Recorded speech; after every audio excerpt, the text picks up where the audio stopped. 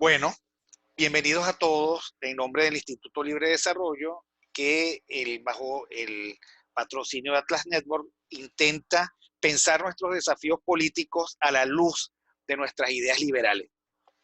Y hay algo que está en el plano político venezolano discutiéndose mucho, y es precisamente qué hacer con la política en tiempos de pandemia. Y algunos precisamente han hablado de tregua, o sea, lo que significa tregua en este contexto político es dejar el conflicto y el desafío a la tiranía que de facto rige el país y que domina un ecosistema narcocriminal terrorista y coaligarse de alguna manera con ellos, pedir la suspensión de las sanciones y tratar por esa vía de hacer más llevadero esta pandemia terrible del coronavirus. Bueno, precisamente para discutir sobre eso tenemos a los panelistas siguientes que hemos invitado para que diserten sobre eso. Melquiades Pulido, Vladimir Petit, Pedro Uruchurtu, David Morán y Miguel Fontán. Cada uno tendrá una primera intervención de 8 minutos y luego tendrán, al final de esas intervenciones, 4 minutos para los comentarios y al final podremos responder algunas preguntas que lleguen a través del chat y otras interrogantes que entre todos creamos que vale la pena responder. Yo quisiera que comenzáramos este ciclo tal y como se planteó en la propaganda. Bueno, comencemos con Melquiades Pulido, que a partir de ahora le corren un máximo de 8 minutos para poder desarrollar sus ideas. Bueno, buenas tardes. Yo soy bastante breve por lo general, trataré de serlo. Cuando hablamos de tregua, lo primero que hice fue buscar algún tipo de definición y me encontré una que me gustó: suspensión temporal de una lucha o una actividad. Ahora, eso me llevó a pensar que los procesos biológicos no otorgan treguas. El hambre, las necesidades no se detienen. Las enfermedades, y en este caso el virus, sigue su paso y va a continuar en el tiempo. Ahora, tú mencionaste la palabra política y hay varios tipos de treguas que se me vinieron a la cabeza. Una de ellas es una de las que posiblemente estemos hablando entre parte de la oposición, entre comillas, y el régimen. Y una es acordar parar movilizaciones. Eso de movilizaciones, posiblemente las movilizaciones de protesta, en los últimos días las hemos visto que se han parado, pero la movilización de la gente es imposible pararla, porque la gente tiene que salir a ganarse la comida y a buscar la comida, que en el caso venezolano en un gran porcentaje es a diario. Más del 50% de la población vive de la economía informal, del que vende café, de la señora que va a limpiar a una casa o del que cuida carros. Ese señor no tenía, muchos no tienen nevera, muchos, y las neveras en muchos casos están vacías. Ahora, otro tipo de tregua que ha utilizado el régimen con bastante éxito es distraer al adversario, eh, llevándolo a hacer otras cosas. Y de las treguas que hemos visto más usadas, una de ellas ha sido el diálogo.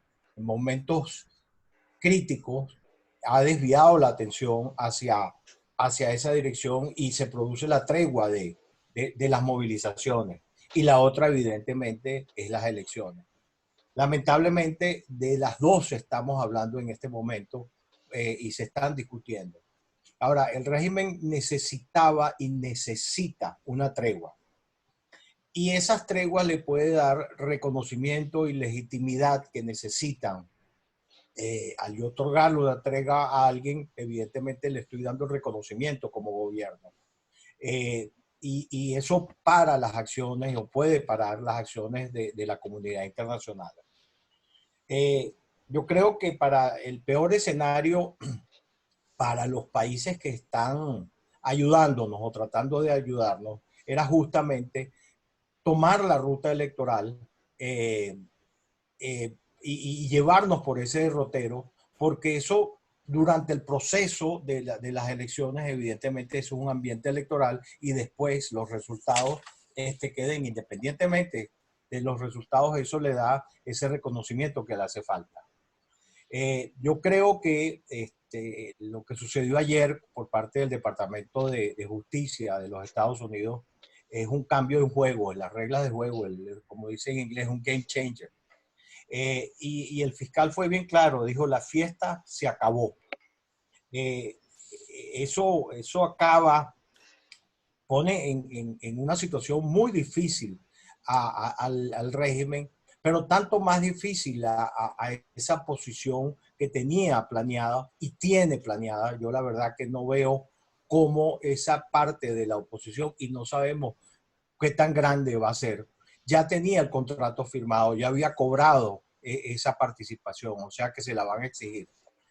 Yo estoy seguro que la mesita va a ir, la fracción CLAP va a ir, y una parte del G4 también. ¿Qué tan grande, qué tan, si va a haber divisiones? Bueno, la verdad que no lo sabemos. Pero lo que sí yo estoy seguro que quien tome esa ruta va camino al despeñadero. Eso es todo lo que tengo inicialmente. Bueno, muchas gracias, Melquiades. Exactamente 4 minutos 15. Ahora quisiera que siguiera en la deliberación Vladimir Petit.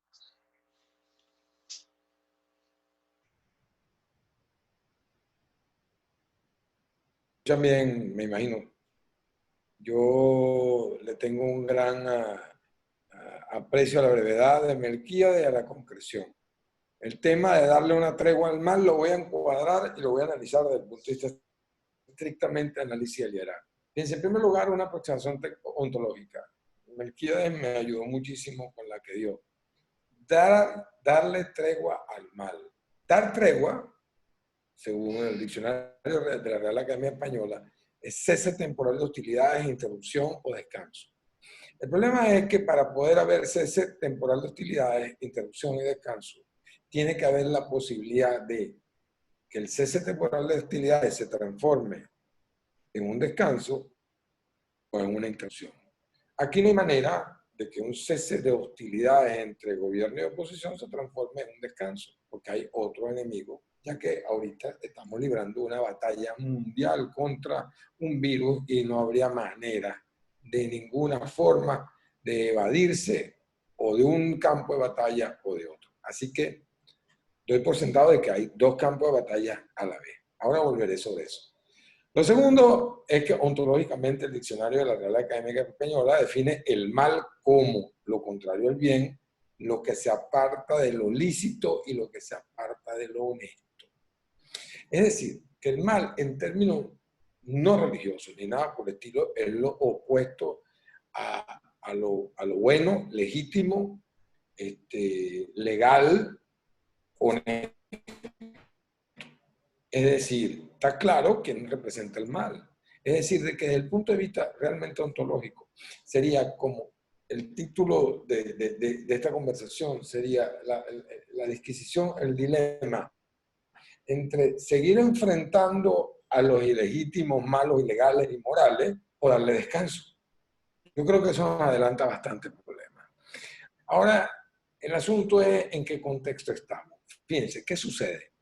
Yo he tratado de identificar exactamente el tipo de situación en la cual nos conseguimos.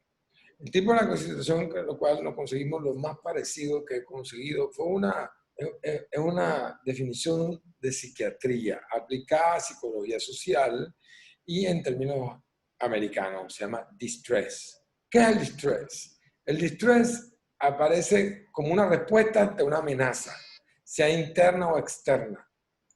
El distress es el estrés más desagradable, es el colmo del estrés desagradable. Es un estrés que ocasiona un exceso de esfuerzo en relación a la carga, en llevar una carga. Es decir, ocasiona en términos de coaching una enorme pesadez del ser. Ahora, fíjense bien, aquí tenemos tres fuentes de distress. Una interna, que además es mundial. Fíjense, la fuente de distress más interna o doméstica es mundial, es el virus.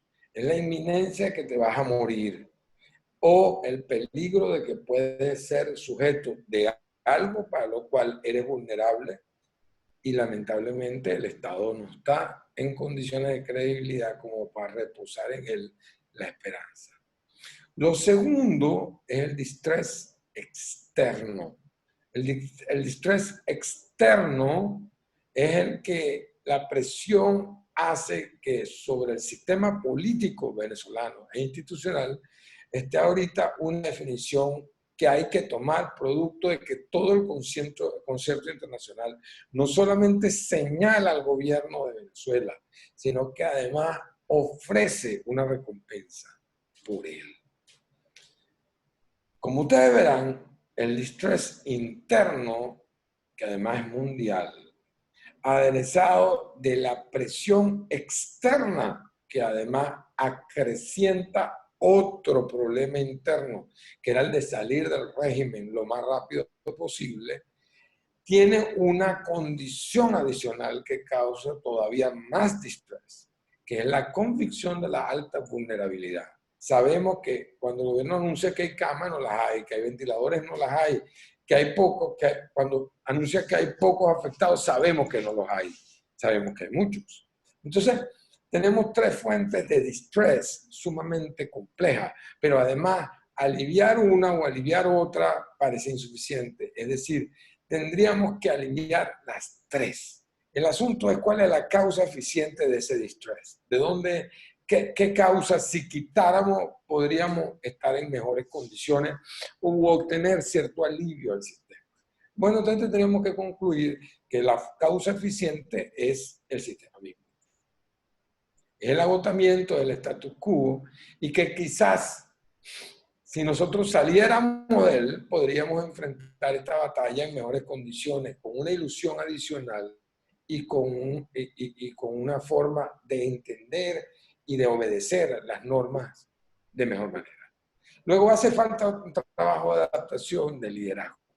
Hay que crear una receta. Nadie había tenido una situación como esta. Es decir, no hay una receta anterior que aplicar, hay que crearla. Pero para crearla, mundialmente buscamos lecciones aprendidas o las mejores implementaciones o las mejores enseñanzas. Yo voy a tratar de enumerar rápidamente 5 lecciones aprendidas. La primera, dialogar o acercarse sin que los malandros tengan la bota en el cuello es perder tiempo y por lo tanto darles tiempo a ellos. Luego, eso preliminarmente te lleva a una conclusión. No podemos dialogar ahorita con el régimen. La segunda, darle descanso, es decir, darle tregua al mal, ¿ok? Es darle descanso y que cese y se atenúe el apoyo internacional. Esa es una segunda lección. Fíjense, ¿cómo será de grave lo que pasa en Venezuela? Que el mundo, y particularmente los Estados Unidos, ocupándose de librar una guerra mundial, la primera guerra mundial en los Estados Unidos, que se libra en el propio territorio americano. Y la primera y la segunda guerra, efectivamente, que se libra en su propio territorio, pero que aquella no era mundial como era el 11 de septiembre, sacan tiempo de ocuparse de eso para ocuparse de decir que los más señalados, los más buscados son nada más y nada menos que el alto mando del gobierno venezolano. Una tercera lección, la futilidad de la unidad en este momento. Voy a explicarme. Claro, hablo de unidad política. Política bien entre la oposición o bien entre oposición y gobierno. La única unidad que no es fútil es la de la solidaridad entre los ciudadanos. Esa es la que puede mitigar una de las fuentes de distrés más grandes, que es la pandemia, que es un enemigo mundial. Pero en líneas generales, unirse internamente a la oposición en estas circunstancias, ¿como para qué? ¿En qué puede redundar eso mejor? Y segundo, unirse al gobierno, ¿como para qué? ¿Como para qué te vas a unir a los causantes de este problema? Porque en fin de cuentas la causa eficiente de este problema es que se robaron el dinero de hospitales, de prevención, etcétera, y que el problema no es que es la pandemia, porque en los Estados Unidos también se vive la lucha contra la pandemia, pero allá tienen la seguridad de que lo mejor de lo mejor está siendo llamado a prestar servicio.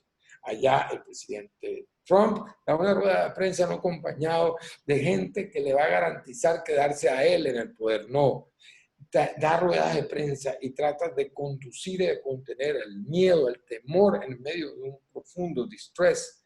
También allá, pero por razones diferentes, y se acompaña de lo mejor de la ciencia, de la tecnología y de la investigación. La cuarta lección es que mientras más vulnerables son y más vulnerables quedamos, más difícil salir de esto. Es decir, en términos deportivos, o sea, si el tipo está vulnerable y tú le das, dándole el golpe de gracia, él también te pega a ti y caemos los dos en la lona, los dos estamos casi liquidados para el que se pare primero. Pero en esos momentos en que los dos estamos liquidados en la lona son los momentos más difíciles de salir de esto. ¿Por qué? Porque por más que pugnes, poca fuerza te queda. Y la quinta gran lección, recuérdense que las disciplinas hoy en día se unen mucho gracias al pensamiento de sistema y a la teoría general del sistema originalmente. Quien no remata, lo matan. Si Tommy Hearns no hubiera rematado a Pipino Cueva después de tocarle la mandíbula y que quedó ladeando y tal, era muy posible que posteriormente Pipino Cueva rematara y noqueara a Tommy Hearns. ¿Cuántas veces hemos tenido contra la lona al gobierno y lo hemos dejado escapar? En conclusión, no hay tregua. No hay posibilidad de tregua con el mal. No hay posibilidad de tregua con el mal por ineficiente, por malévolo y además por malévolo con enorme conocimiento y conciencia. Ocuparse de proteger a Venezuela inicia por salir de quienes son un estorbo y son el problema.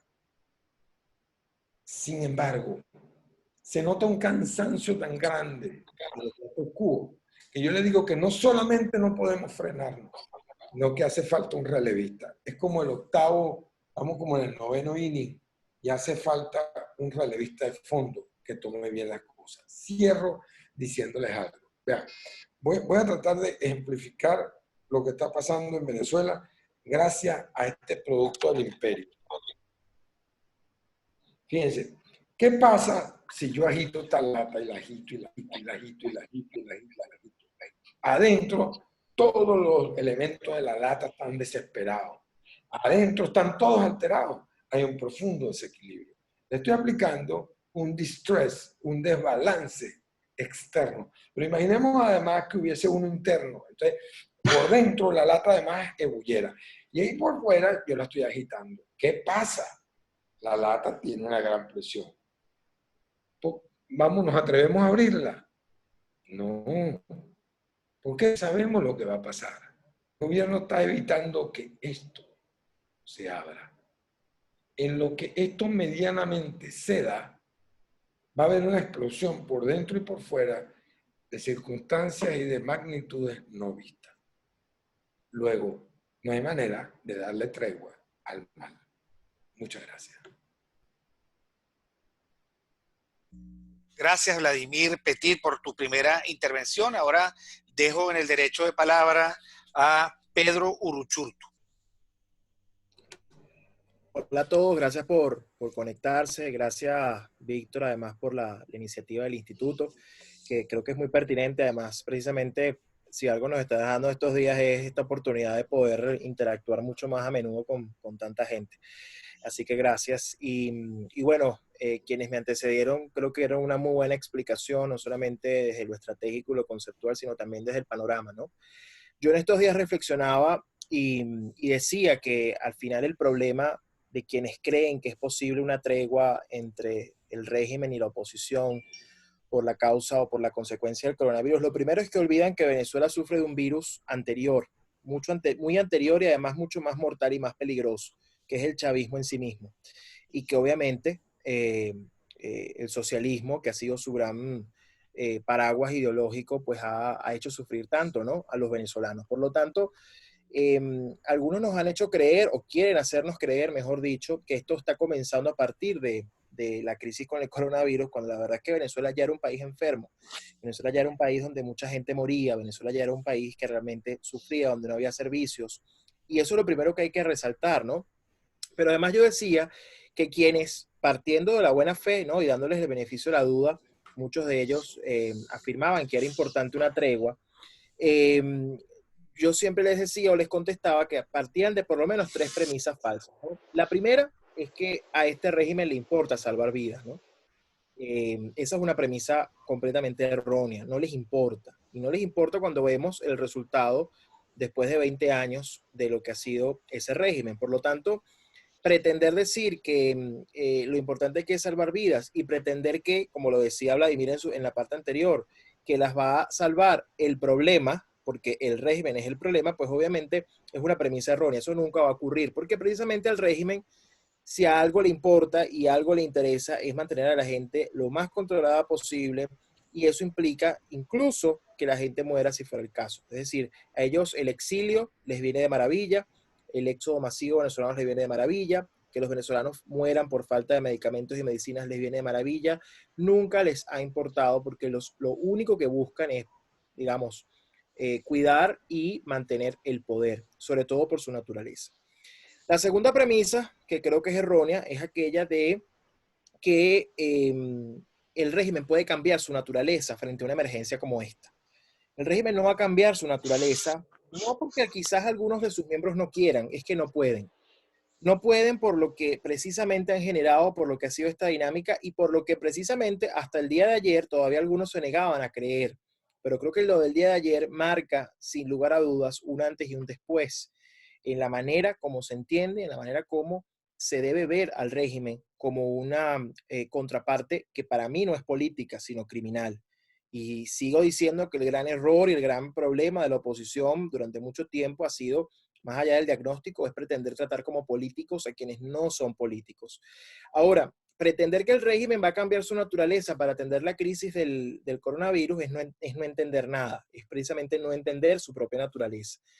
Y si algo hemos visto es cómo el régimen ha utilizado con total vehemencia y con total, digamos, ausencia de pudor, es la crisis del coronavirus, no solamente para mentir, típico, por cierto, de los regímenes comunistas, como pasó en China, no solamente para mentir, sino también para incrementar el control social, incrementar el miedo a informar, el miedo a decir lo que está pasando, el miedo sobre todo a de algún modo describir la situación. La gente probablemente sabe lo que está pasando en su entorno, no lo quiere decir porque saben que ese régimen obviamente está arreciando, y así es como buscan controlar y callar la información.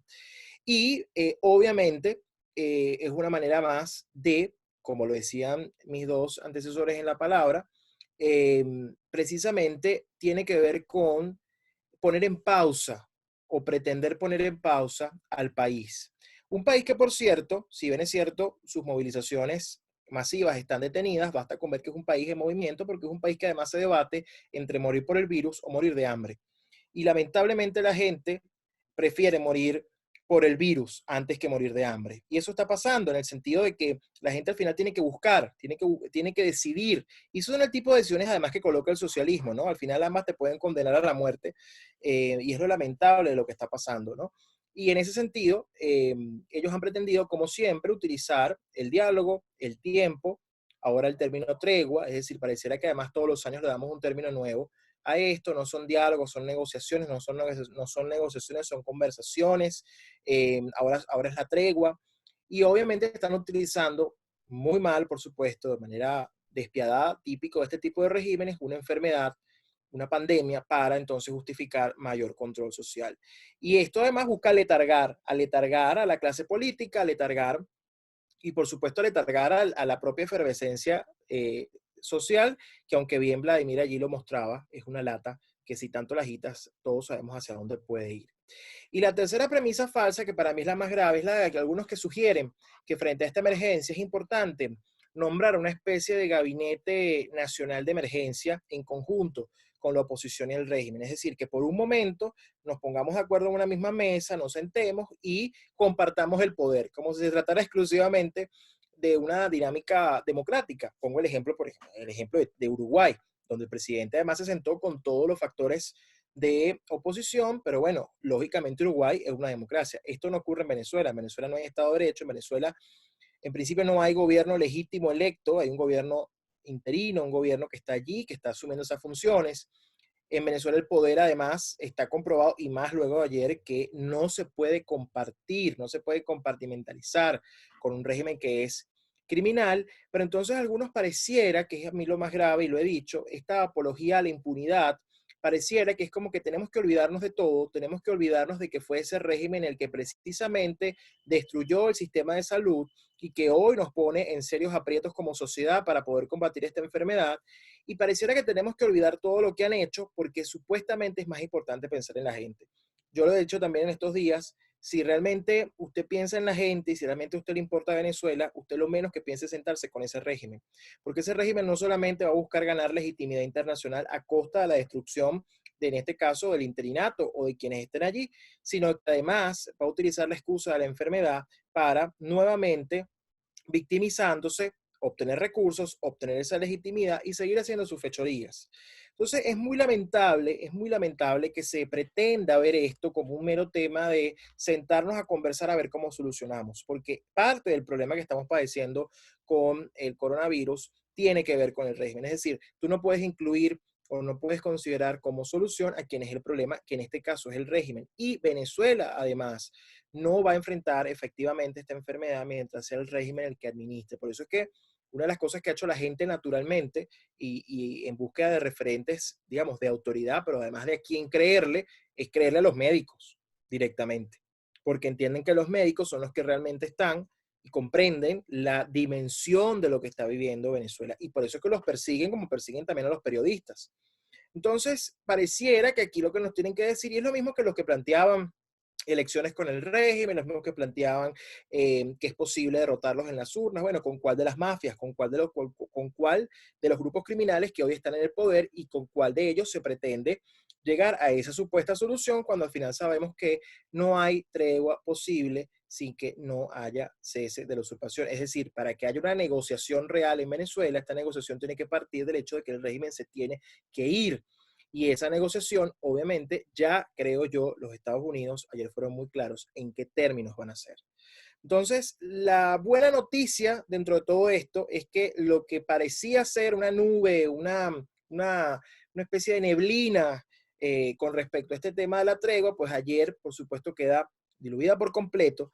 Y, por supuesto, quienes aún pretenden defender esa vía tienen que comprender que asumir esa ruta de una tregua o asumir esa ruta de una conversación con el régimen los hace cómplices de esos grupos que hoy están siendo tildados como criminales.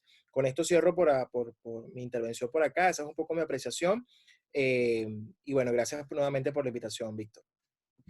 Gracias, Pedro Uruchurtu. Y ahora voy a dejar en el derecho de sus 8 minutos aproximadamente a Miguel Fontán. Bueno, hola Víctor, buenas tardes a todos y a todos los panelistas y a los conciudadanos que nos acompañan en este foro virtual.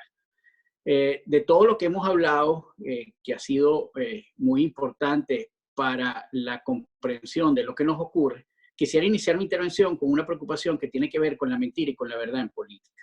Y para eso voy a fundamentar mi reflexión en algunas de las categorías que usa Hannah Arendt en un texto que se titula Verdad y Política. Y lo hago desde ahí porque para ella, al igual que para muchos aquí en Venezuela, la verdad y la política siempre están en tensión. Pareciera que es difícil decir verdad en política, que es imprudente decir verdad en política en tiempos de crisis, cosa que no necesariamente es falsa, pero cosa que tampoco es totalmente cierta. Porque además considero que para responder la propia pregunta del foro, nos tenemos que pasear por verdades y mentiras. Dicho esto, quiero comenzar por destacar una división importante que hace Arendt de la verdad. Porque muchos sabemos que cuando hablamos de política, hablar de verdad es hablar de casi que de totalitarismo. De hecho, los regímenes totalitarios siempre hablan desde la verdad. Una verdad que se impone, una verdad que se obliga, una verdad que sirve para legitimar quien dice que tiene la verdad. Entonces es importante entender que a esa verdad, que algunos llaman verdad científica, que es una verdad racional y irrefutable, que se enmarca dentro de leyes de naturaleza, que es inmutable y universal, en política no existe. no podemos hablar en política de ese tipo de verdades. Y por eso es que uso a Arendt en este sentido, porque Arendt utiliza un término que se llama verdad factual para hablar de lo que se puede hacer en política, que es hablar de hechos y a partir de allí tratar de elaborar algunas teorías que nos ayuden a comprender su naturaleza y con ello predecir elementos futuros que dijo Vladimir en su intervención inicial. Entonces, esta realidad contingente es una verdad que siempre está relacionada con el otro y con otras personas. Y en tanto se refiere a circunstancias y acontecimientos que involucran a varios, no es una verdad que se determine, no es una verdad irrefutable. Y esto es importante que lo entendamos porque eso parte de lo que viven los individuos y las narrativas de los individuos. Es decir, esa verdad se construye entre todos, pero esa verdad es importante construirla porque a partir de ella es que se pueden lograr acuerdos. Entonces, ¿qué pasa? Que la verdad factual, esta verdad contingente, solo existe en la medida que se hable de ella. Lo que hace la política, lo que la hace política por naturaleza. Y por eso es muy importante los esfuerzos como los que estamos desplegando hoy, que contrastan frente a otras ideas que también tienen su verdad factual. Por ejemplo, lo que comentaba antes de mí Pedro, el argumento de la ayuda humanitaria, pues sí, ciertamente el argumento de la ayuda humanitaria es importante, pero es un argumento que frente a la realidad que han expresado los panelistas que me antecedieron, resulta insuficiente. Entonces, ¿qué pasa? Hay que construir consensos en torno a la realidad, porque nunca vamos a poder entender lo que expresaba Vladimir si nosotros creemos que el régimen no tiene esa naturaleza, o lo que expresaba Pedro, o lo que expresaba Melquíades. Si nosotros no creemos que el régimen es muy malo, pues siempre vamos a tener el beneficio de la duda para darle oportunidades, para sentarse a dialogar, para pensar, como decía Pedro antes, para pensar que puede cambiar su naturaleza. Entonces, lo primero que me viene a la mente es la pregunta, ¿cuál es la verdad factual que está detrás de la pregunta que nos tratamos de responder en este foro? Es más, ¿cuál es el mal que se le busca dar tregua? Yo, tanto en lo particular como en otras oportunidades que he tenido de hablar en público, soy de los que creen que es insuficiente determinar el mal en una persona o en un grupo. Pues el mal es más, el mal que enfrentamos ahorita es más que eso. Ese mal es una forma de ser más que una forma más que un ser. Es una forma de actuar, es una forma de ser. Es una forma de actuar que se expresa en corrupción. Es una forma de actuar que se expresa en mi beneficio personal sobre el bien común. Y en ese sentido, creo que es importante que la verdad factual gire en torno a esa idea, porque ella en sí misma es diferenciadora y nos permite identificar acciones sobre intenciones, que es al final como se evalúan los resultados en política. Yo puedo hacer algo con muy buena intención, pero sale mal, pues el resultado es malo. Entonces, para mí el mal al que se refiere este foro es el ejercicio del poder arbitrario y tiránico que desnuda al ciudadano de su vida digna de ser vivida y lo somete a una existencia inhumana, en la cual la cotidianidad, como ya han dicho los que me preceden, es subsistencia, es desgarro por la fragmentación y es desintegración del tejido social que necesita una comunidad para progresar. Entonces yo sugiero que el mal del que hablamos se vea desde dos perspectivas simultáneas que ya lo han tocado los panelistas anteriores. La del propio ejercicio del poder, que es tiránico, que es de una naturaleza malvada, y la que lo mantiene en el ejercicio del poder. Porque de esa forma es que se entronca el mal y la tregua, que es el problema que estamos discutiendo hoy. La sociedad venezolana apremia de dos objetivos fundamentales, y lo había comentado Vladimir, que se tienen que dar al mismo tiempo. Uno es salir del régimen que ejerce el poder arbitrario y tiránico, y el otro es desactivar al sector de la oposición que continuamente contribuye al mantenimiento de ese poder. Quienes piden darle tregua al mal, también están pidiendo tregua a esa sociedad que está buscando desactivarlos de la política. Y por eso es que no logramos sacarnos siempre las personas que terminan contribuyendo al régimen, porque no logramos desactivarlo. Y lo hacen esta vez usando un argumento que es válido desde el punto de vista humano, que es enfocarnos todos en la solución de un problema que sobrepasa la capacidad del Estado para actuar. No solo la capacidad de de un país como Venezuela que está desintegrado en términos de Estado, sino de estados desarrollados como los europeos y el propio Estado y el propio Estados Unidos. Entonces, desde el punto de vista político, ¿qué pasa con esta verdad? Cuando nosotros nos enfocamos en darle tregua a este régimen, lo que estamos haciendo desde el punto de vista político es desechar la verdad factual y condenando a la sociedad a seguir sometida después que ésta sea diezmada material y socialmente por la pandemia, por la escasez de alimentos, por la escasez de gasolina. En realidad la tregua no es más que la manifestación del desprecio que este sector de la oposición siente por el ciudadano. Y para ser un poquito más benevolente, es la falta de empatía con el sufrimiento de al menos 3/4 partes de la población venezolana. Lo que nos estamos jugando hoy como sociedad cuando tratamos de decidir sobre el dilema si damos tregua o no, es la propia realidad común y objetiva que tenemos, sin la cual es muy difícil que nos planteemos una ruta efectiva, que nos conmueva y nos comprometa en torno a la acción que se necesita. Y si no hacemos eso, vamos a tener puntos de vista dispersos, acciones dispersas y todas van a ser legítimas. La tregua no es más que la normalización de la desgracia, la tregua que se pide hoy, en términos de sentir que el mal no es tan malo y que incluso puede ayudarnos a sobrevivir cuando es todo lo contrario, como bien lo expresaba Pedro en su intervención anterior. Pero la tregua también es transformación de la verdad factual, de esa que estamos hablando ahorita, de esa que necesitamos reconocer y construir consenso para que lo que dijo Melquíades, para que lo que dijo Vladimir, para que lo que dijo Pedro tenga sentido. Si llegásemos a un acuerdo sobre la verdad factual, en que el régimen es criminal y no hará nada que no sea en favor de seguir en el poder, de mantener su estado de sección permanente y de seguir dominando de forma absoluta al ciudadano, aunque a veces creamos que tenemos ciertos espacios de libertad, y esa oposición, si no entendemos que la otra parte de la verdad factual es que esa posición es colaboracionista en tanto que sus acciones no contribuyen a separarlo del poder.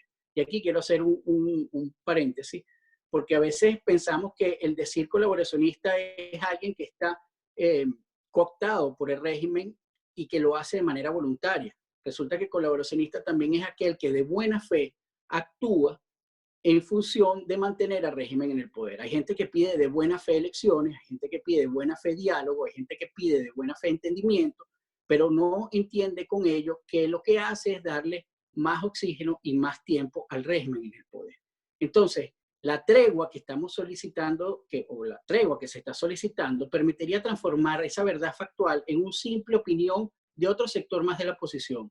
Y con ello está interrumpiendo la vigencia de esta idea como fundamento de la reflexión política. Y entonces es cuando cambiamos la agenda, cuando planteamos elecciones cuando no deberíamos plantear, cuando no entendemos cuáles son las prioridades de otros países y cuando los otros países tampoco nos entienden cuáles son nuestras prioridades. Por cierto, el despliegue comunicacional y argumentativo que vemos en torno a la solicitud de tregua por parte de un sector de la oposición evidencia también una organización de la mentira. Y eso también tenemos que identificar.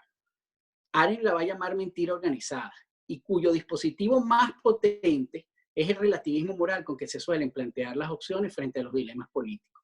Y no es cuestión de que se sea moralista en política, no es cuestión de que se sea supremacista moral, es cuestión de que se piense en función del bien común y eso es parte de la moral en política que hay que tener. Entonces, cuando se pide una tregua con el régimen, usando el argumento humanitario, lo que se está buscando es desdibujar esa línea que separa la verdad factual de la opinión y con ello abrir posibilidades que de otra forma ni siquiera se considerarían. Así sucedió previo a cada diálogo, como bien lo mencionaba Pedro, y a cada elección. Relativizamos el hecho, lo ponemos como una opción más y, bueno, si viene una avalancha de gente, podremos salir de él. Cuando la realidad es que sin avalancha de gente o con avalancha de gente, el resultado va a ser el mismo.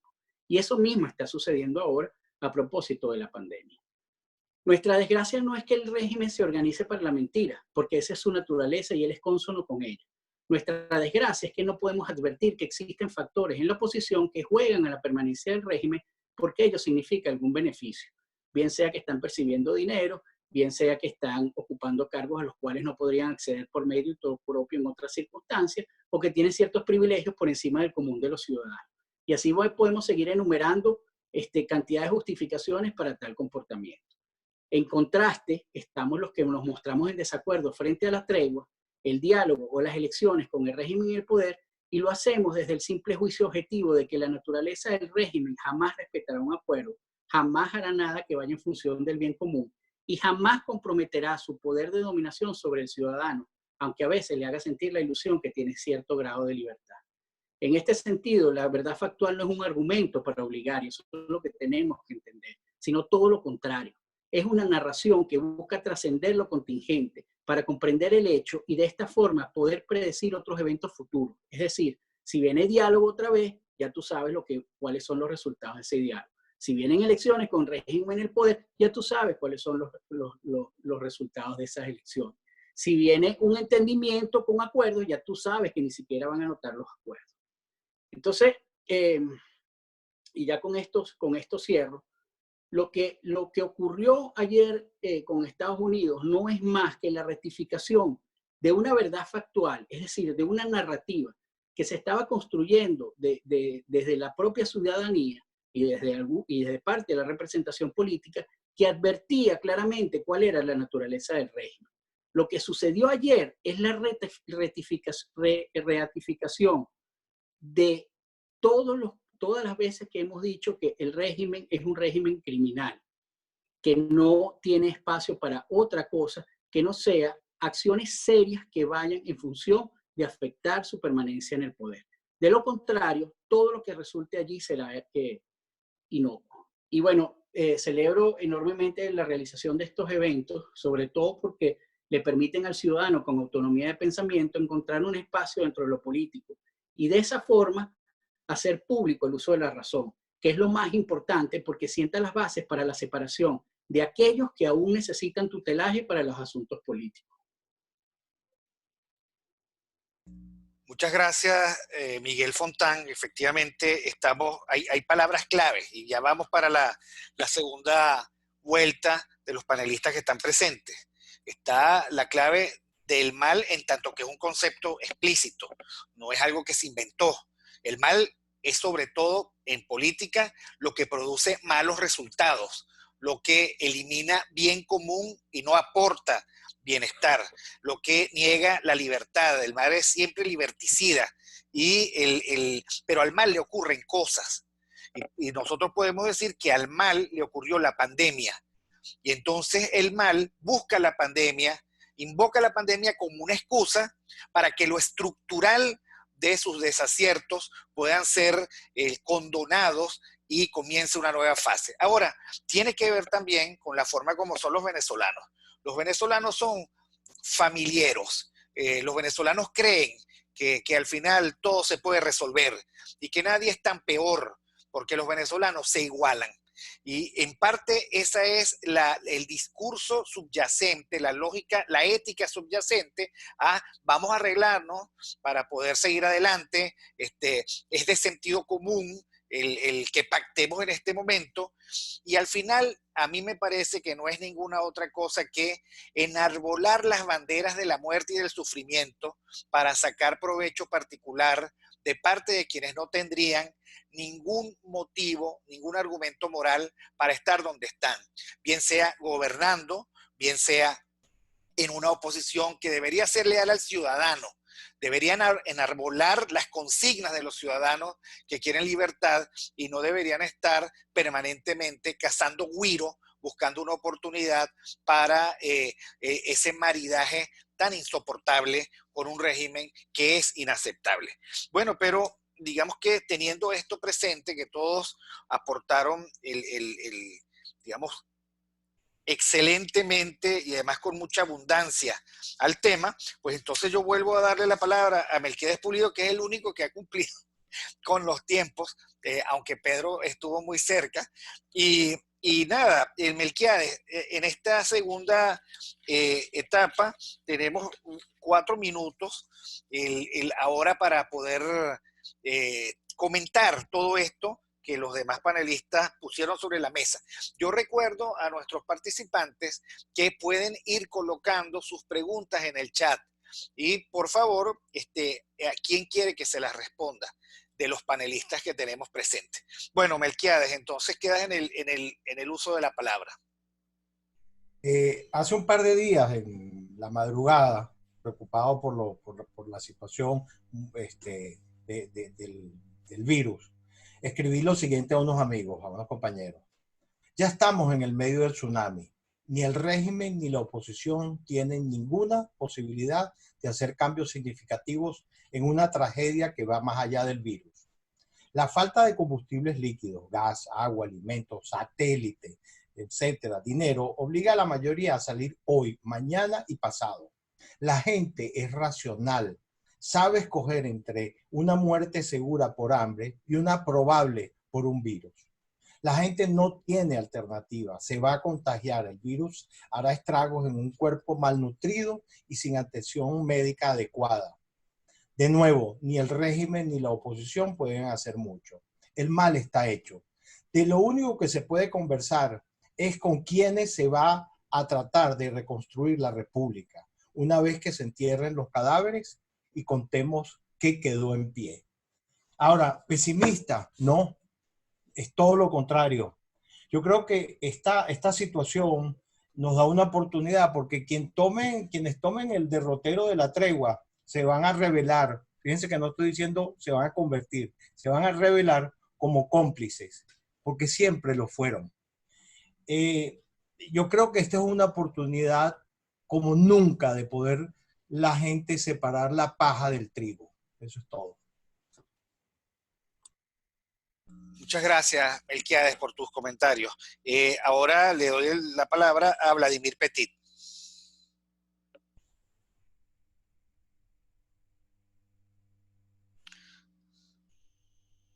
Bien, en primer lugar, nosotros pensamos en términos de telenovela. Ustedes no se han fijado que siempre la malvada en el último capítulo, cuando le toca rendir sus cuentas o quedar fregada o morirse, entonces la gente comienza a decir, es que ella no era tan mala. No. Aquí tenemos que estar claros. Nosotros pensamos en términos de telenovela, pero aquí no se puede pensar en términos de telenovela, sino de tragedia griega.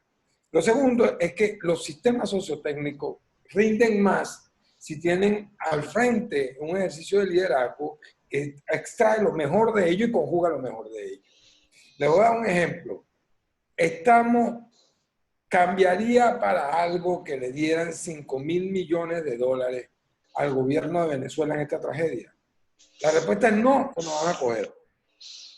La pregunta ahora es, ¿cambiaría si el que liderara el país fuera otro y convocara a una lucha ciudadana por resistencia y lograra una autoridad tal que todo el mundo le hiciera caso y se quedara en casa, respetara el asunto, los voluntarios salieran a la calle y pusiera el país en otras condiciones? Digo, el mejor ejemplo del segundo caso de la historia de Venezuela fue Bolívar en Pisba.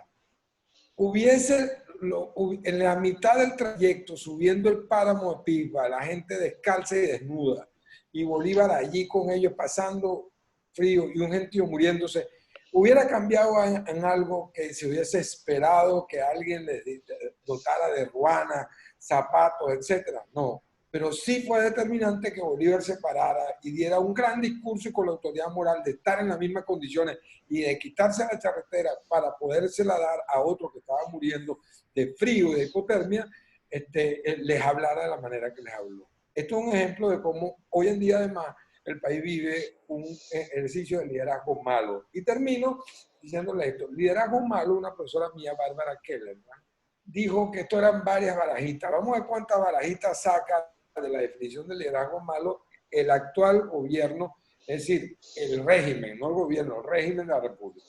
Van bien. Dicen, los liderazgos son malos por ineficientes o no éticos, o por ineficientes y no éticos. ¿Ves? Las barajitas. Los ineficientes son incompetentes, rígidos, intemperantes e intolerantes. Y los no éticos son crueles, corruptos, estrechos de visión y malvados. Gana la casa, sacaron todos los números. Entonces, ¿cómo unirnos nosotros a un ejercicio de liderazgo malo en circunstancias como esta. Y lo peor, ¿en qué cambiaría que se le ayudara a este gobierno cuando la lucha la libra cada ciudadano? Y lo que necesitamos es la emoción, la dirección, la protección y el orden que solamente genera un ejercicio de liderazgo diferente. 4 minutos. Muchísimas gracias. Muchísimas gracias. 3 minutos, 5 segundos, realmente. No, Muchas gracias, Vladimir. Ahora, luego de Vladimir, viene en el derecho a los comentarios Pedro Uruchurtu. Sí, gracias. No puedo estar más de acuerdo con Vladimir, sobre todo con la última parte, ¿no? Yo creo que aquí, y lo conecto también con lo que decía Melquíades, ¿no? No hay razón para ser pesimistas en cuanto al panorama. Yo creo que incluso lo del día de ayer marca un precedente muy importante. Ahora bien, capitaliza eso el liderazgo que entienda también el momento en el que se encuentra en Venezuela, porque yo soy de los que piensa que mucho de lo que vaya a pasar en Venezuela va a ser a pesar de ese liderazgo que no entiende lo que ocurre, ¿no? Yo creo que además la gente está muy clara que el régimen no va a resolver nada, por el contrario, su vida va a empeorar. Y la gente realmente lo que entiende es que mientras ese régimen siga en el poder, su perspectiva de vida no solamente está disminuida, sino que probablemente está condenado a muerte. Y yo creo que ahí es donde el liderazgo tiene que entender muy bien su rol en este momento.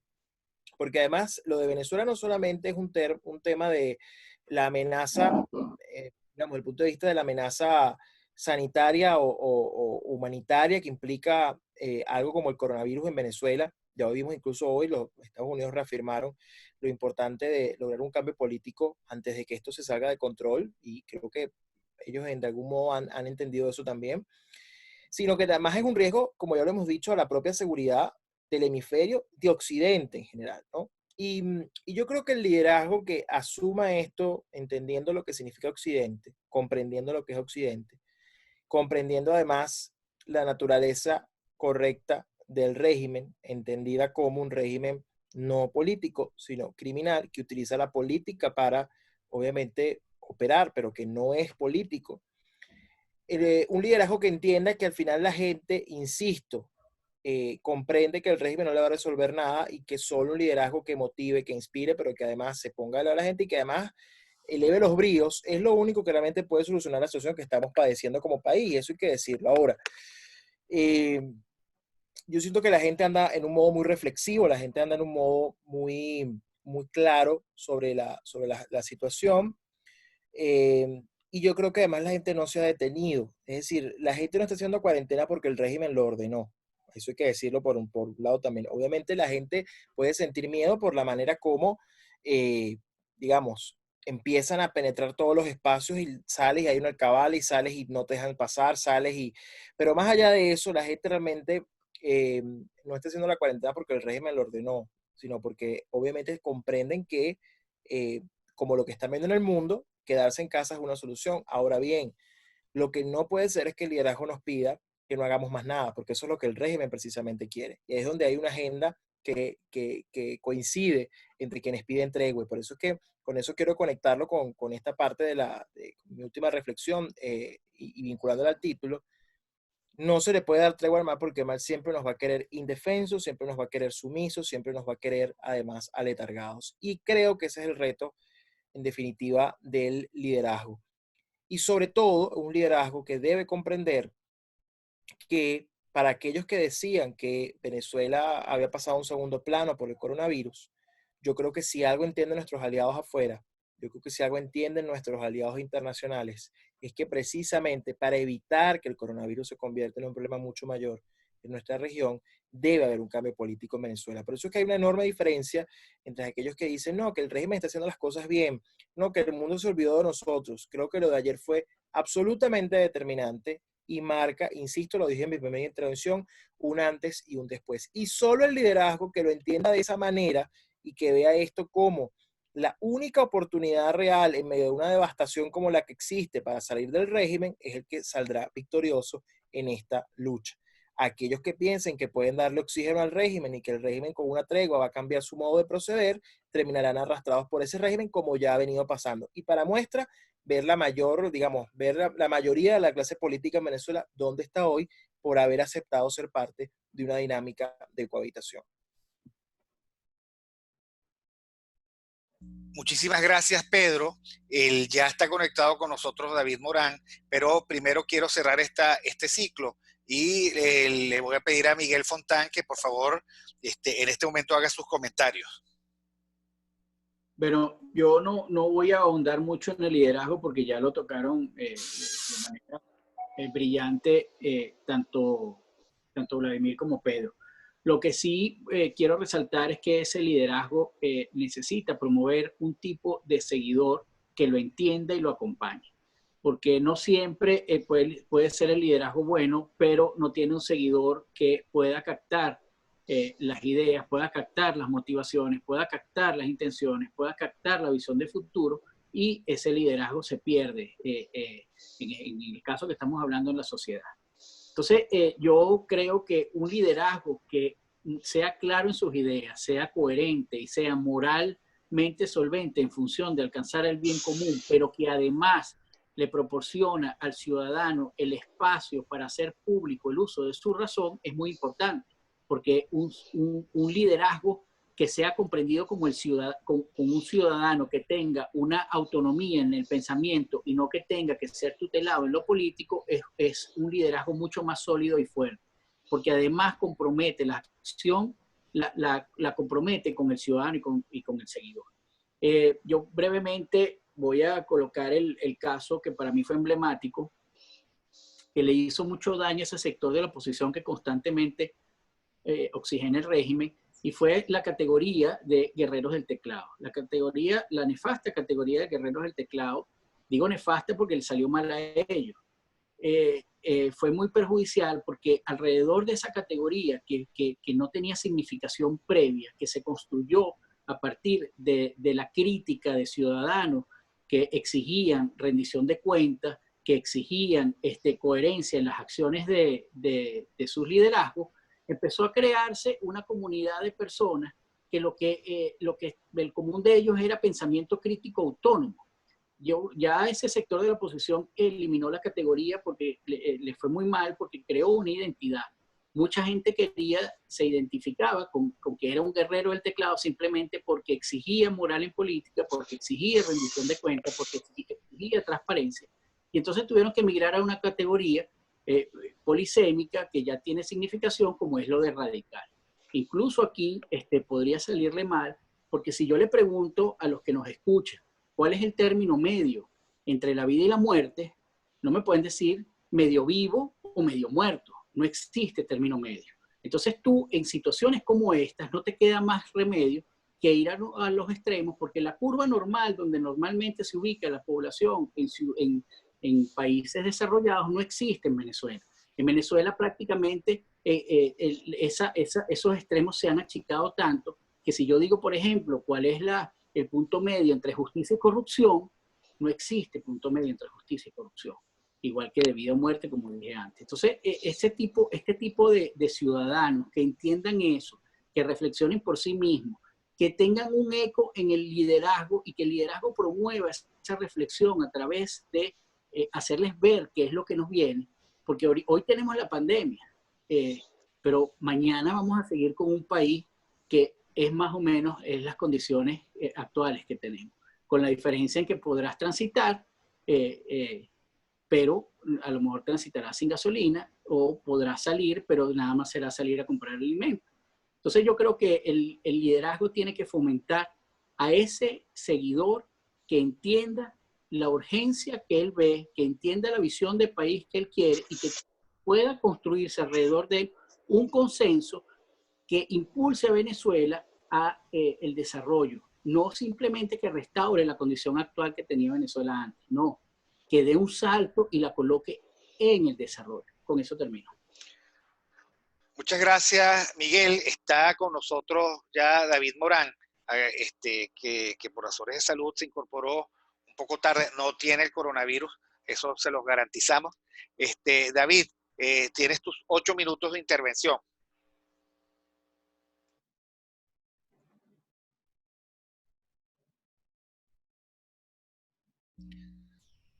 Bueno, David.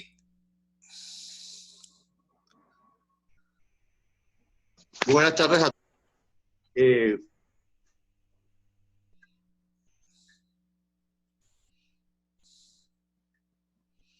Me quedé dormido, no puedo decir para el dolor. Víctor, si me puedes poner un momentico en detalles de lo previo para poder ahí pivotear lo que tenía en mente decir. No, bueno, fundamentalmente hemos estado definiendo y reflexionando alrededor de algunas palabras clave. En primer lugar, por supuesto, la pregunta fundamental era si tenía sentido darle una tregua al mal. Y entonces se definió con mucha claridad que era una tregua, que era una suspensión, digámoslo así, para reducir de las hostilidades. Y también se definió el mal que tiene muchísimas características, pero que por reducirlo como mucho, el mal que provoca malos resultados, que es liberticida, que reprime. El mal político extermina, el mal político mata, no genera vida. Y lo que está planteado es el dilema. Bueno, ¿tiene algún sentido ayudar al mal a pasar por este trance sobrevenido de la pandemia, entendiendo por otra parte que el mal, cuando pase la pandemia, va a seguir siendo el responsable de la destrucción de tantas cosas? Bueno, más o menos esos son los temas que se han tocado. Bueno, y arranco desde ahí, de lo que tú acabas de decir. El mal, si se le da tregua, lo que hace es ganar cómplices. Al mal nunca se le debe dar tregua y no hay ninguna justificación jamás para darle tregua al mal. Los ejemplos mundiales son enormes. Partamos de lo siguiente, partamos de la información, que pareciera que es una partícula inocua, neutra, y que su ausencia o no podría causar daño o no. Y eso es totalmente falso. Lo primero que hace el mal es buscar la autocensura. Es una cosa, y en Venezuela es un gran ejemplo de cómo se ha ido acallando las voces ciudadanas. Yo estaba oyendo previamente a Miguel Pontán, han ido, y su ejemplo, los guerreros del teclado, de las redes sociales, pero el mal ha actuado en Venezuela de una manera mucho más amplia y mucho más intensa.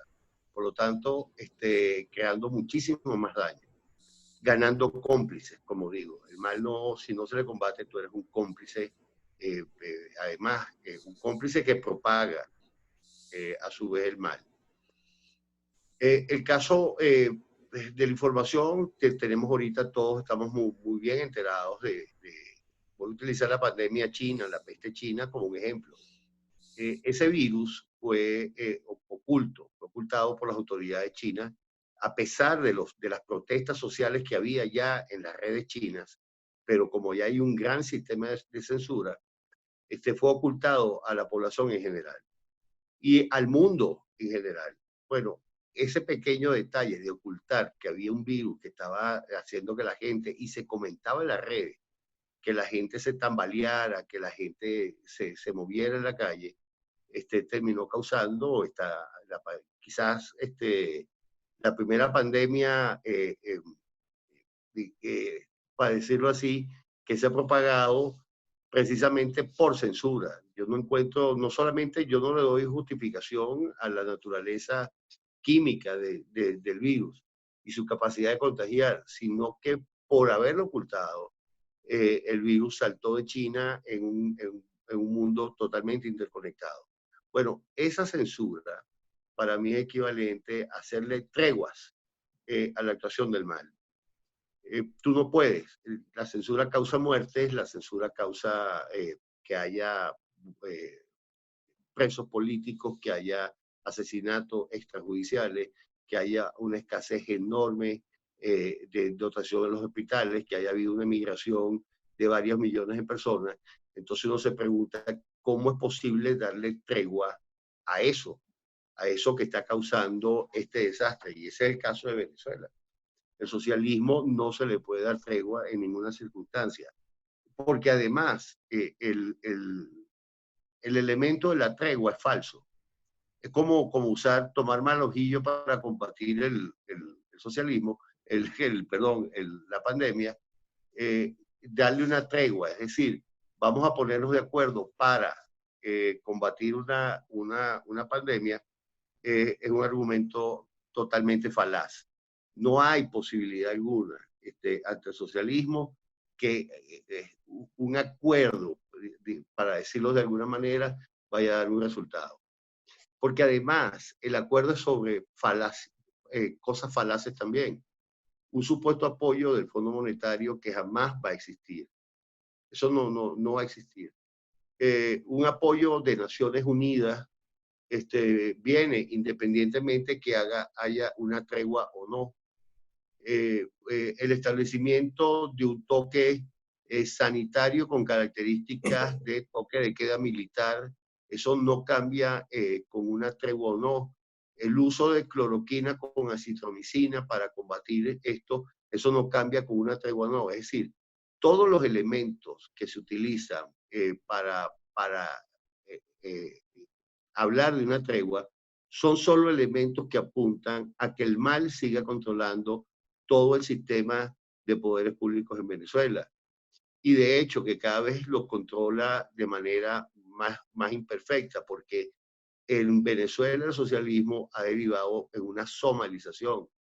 Es decir, el poder formal cada día controla menos zonas del país y son bandas de delincuentes que hacen el control social y territorial en vastas zonas del país. Es decir, ¿cuál es el sentido de la tregua?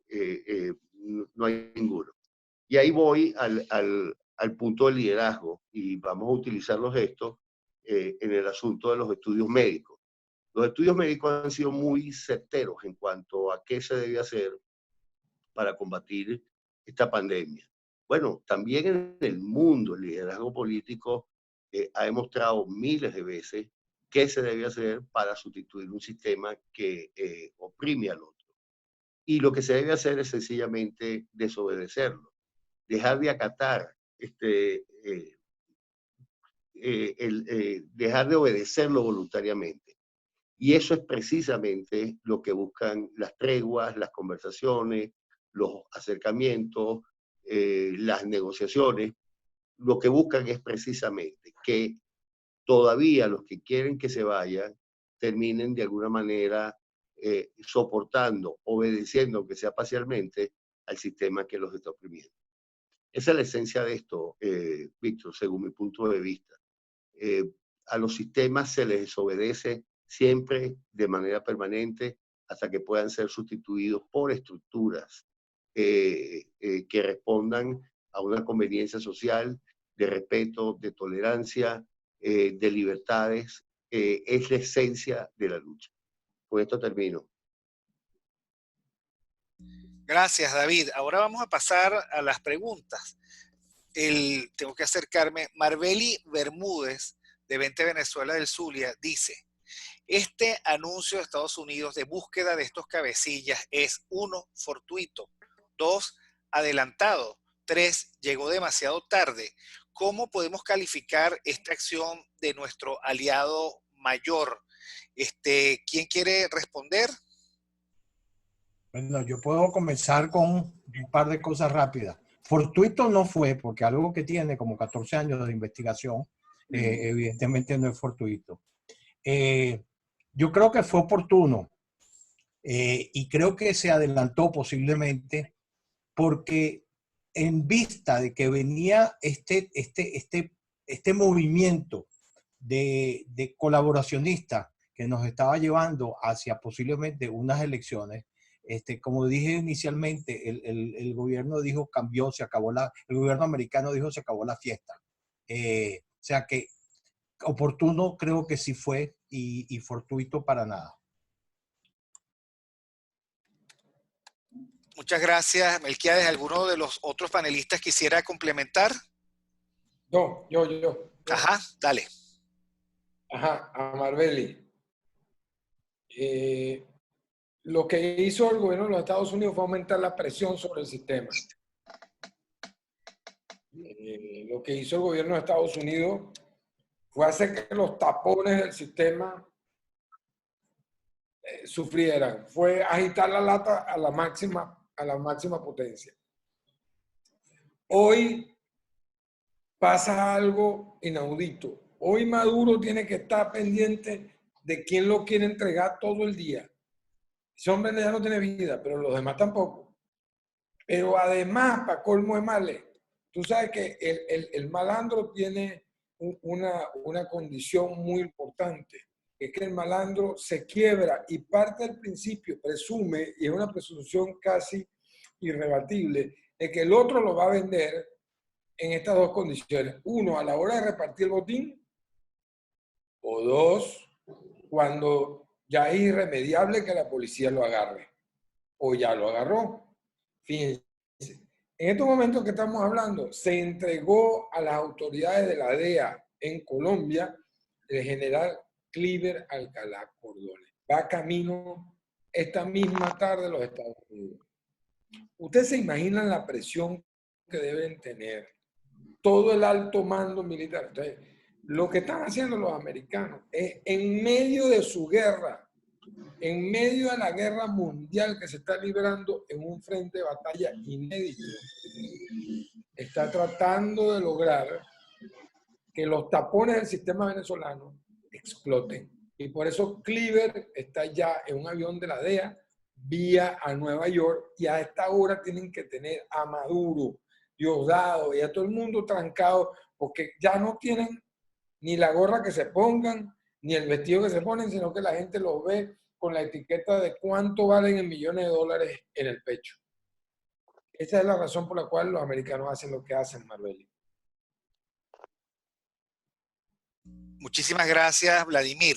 Voy con una segunda pregunta. Esta está especialmente dirigida a Miguel Fontán. Es de Jorman Terán. ¿Cómo una organización política puede debilitar en este momento el régimen? Bueno, desde el punto de vista que estábamos hablando antes, el acompañamiento de la sociedad, que la sociedad se vea representada en sus necesidades, que la sociedad se vea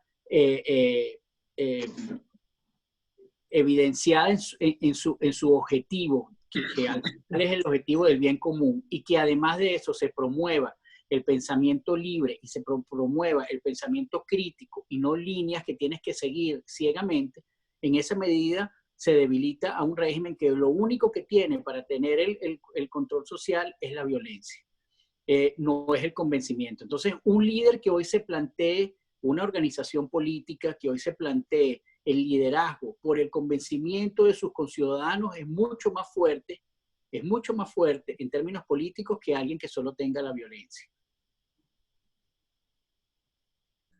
Gracias, Miguel. Yo esta tarde en otra reunión reflexionaba sobre lo mismo, pues, cuál es el deber hacer de una organización política en una circunstancia como esta.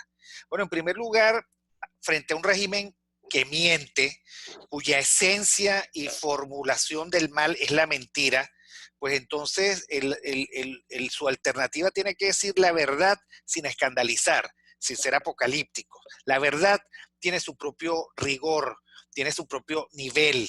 O sea, uno no puede caer en la mentira ni aunque la mentira convenga. En segundo lugar, diagnosticar causalmente la situación mediante un corte transversal. Uno no logra entender esto si uno no hace un corte histórico, si uno no se pregunta varias veces por qué, si uno no busca las causas. Y allí, alrededor de eso, uno podría tal vez comenzar a responder cómo es que llegamos hasta aquí. Porque la pandemia es un hecho sobrevenido. Con pandemia o sin pandemia no tendríamos gasolina hoy y el régimen no tendría excusas para paralizar a todo el país porque no hay gasolina. Si con pandemia o sin pandemia no tendríamos servicio eléctrico confiable, ni agua confiable, ni hospitales dotados, ni seguridad ciudadana, ni seguridad jurídica. Entonces, el estar embotados, por supuesto, con el tema de la pandemia, que por supuesto es muy grave, el tener que conceder al sentido común, aunque el mal coincida con el sentido común en eso de la cuarentena social, etcétera, etcétera, no nos puede a nosotros evitar el que sigamos buscándole una explicación a esto y también una salida. Y esa es la tercera cosa que habría que hacer, ofrecer una alternativa fundada en el esfuerzo común para un sueño, para un nuevo estadio de bien común. O sea, hay que convocar a la gente a salir de esto. Miren, esto no va a ser fácil porque el régimen hace tiempo desconoce al país, hace tiempo no sabe cómo el país funciona. La cuarentena social, que por supuesto es de sentido común, sin una ayuda monumental a la gente para que la gente tenga acceso, no dinero, acceso a alimentos y a bienes de primera necesidad, está generando una presión muy fuerte en los sectores populares que va a conseguir de alguna manera alguna salida, porque lo último que va a dejar, que va a hacer la gente es dejarse morir de hambre por las buenas. Eso no existe. Entonces, bueno, yo creo que la pregunta es muy importante en la misma medida en que esto no se combate con la varita mágica de Harry Potter y tampoco se combate mediante la connivencia de los que creen ser políticamente correctos y creen que están haciendo el catecismo de la primera comunión. No, esto es una lucha encarnizada alrededor de contrastar entre el mal, que lamentablemente se ha enseñoreado, y el bien, que quiere volver a resurgir con muchísima dificultad. ¿Alguien quiere complementar la respuesta de los panelistas? Si no es así, seguimos nosotros con otra pregunta. Me disculpan que tengo que buscarla aquí. En España, dice Silvia Neresov, que está en España, en España la sociedad está sobrepasando a la oposición en la profundidad de sus reclamos.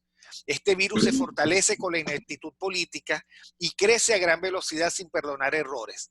Y finalmente la oposición está entendiendo que tienen que tomar acciones y anticiparse con soluciones concretas junto al sector privado. Pero más que una pregunta, es una reflexión, dice ella, Silvia Neresov. José Ali Márquez, ¿es para ustedes el momento ¿es para ustedes el momento presente, el inicio al final del túnel para nuestro país? ¿Quién quiere responder?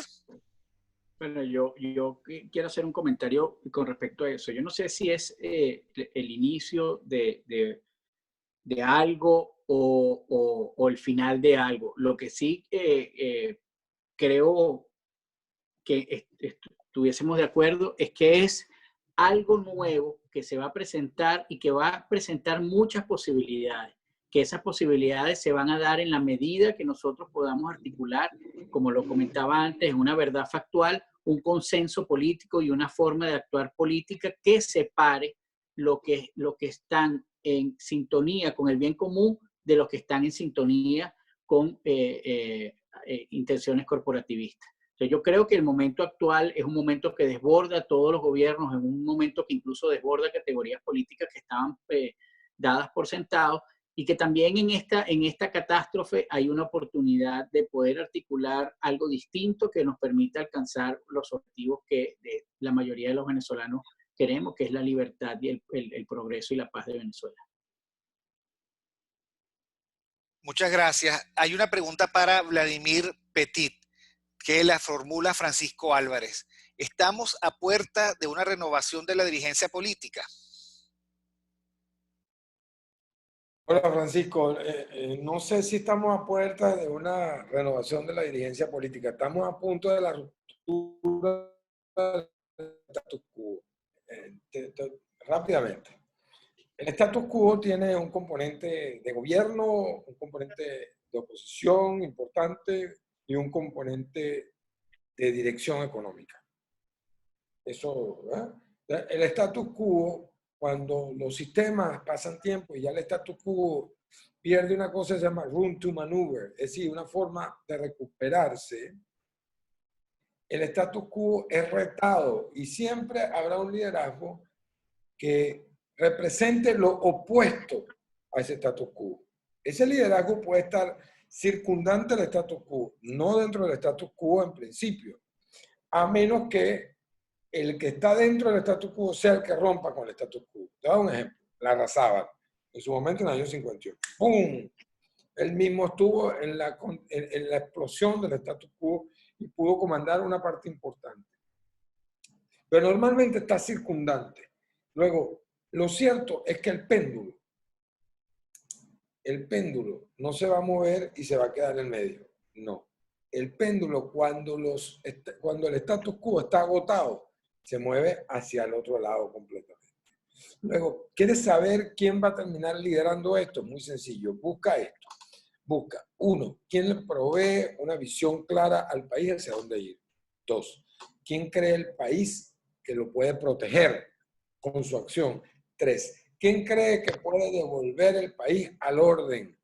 Y 4, ¿quién es exactamente el que representa lo contrario de lo que existe? Si tú sumas los 4, voilà, conseguirás quién va a ser. Y normalmente no es nadie el status quo. Desde ese punto de vista hay una renovación, pero no sé si de toda la dirigencia, por lo menos va a haber una renovación del ejercicio del liderazgo en el corto plazo, pero seguro. Muchas gracias, Vladimir. Floris Caray plantea lo siguiente. Cuando se hace referencia a una tregua es porque luego se retomará el pleito, el conflicto, la batalla. Y en este estado de excepción, que es el chavismo, pareciera que no salimos de la guerra. ¿Cuál será el signo que para ustedes nos dirán que es el tiempo de una tregua para salir de la guerra? Ayer muchos debatían sobre el perdón para empezar de nuevo y otros sobre el no olvido, ¿Cómo ven este tema y con quién sería válido una tregua para continuar? ¿Con qué y quiénes transar? Sobre todo porque el totalitarismo puja para borrar diferenciación entre criminales y no criminales. Yo quisiera comentar algo con respecto a eso y fíjate que Flor en su pregunta lo dice. El régimen promueve, procura y fomenta la indiferenciación. Entonces, una tregua solamente beneficia al régimen, una tregua solamente beneficia al poder. No podemos alcanzar la paz nunca mientras esté el régimen en el poder. Y una tregua no ayudaría en nada a una lucha posterior. El régimen ha tenido muchas treguas, porque cuando él está comprometido y habla de diálogo, es una forma indirecta de pedir tregua. Y cuando habla de elecciones, es una forma indirecta de pedir y conseguir tregua. Y cuando habla de intermediación de Noruega para el conflicto, es una forma indirecta de pedir tregua. Entonces, la tregua no es válida. La tregua no es válida para esto. Imaginemos que nosotros le damos tregua a la pandemia, al COVID-19, porque hay que salir a mover la economía, vamos a parar la lucha contra el COVID-19 y luego la retomamos. ¿Qué pasaría? Que el COVID-19 gana. Yo quisiera complementar algo. Yo no veo la tregua posible. La gente sencillamente cambia el campo de lucha. En este momento su lucha es por la sobrevivencia. Pero apenas esto pase, la lucha por el cambio va a ocurrir.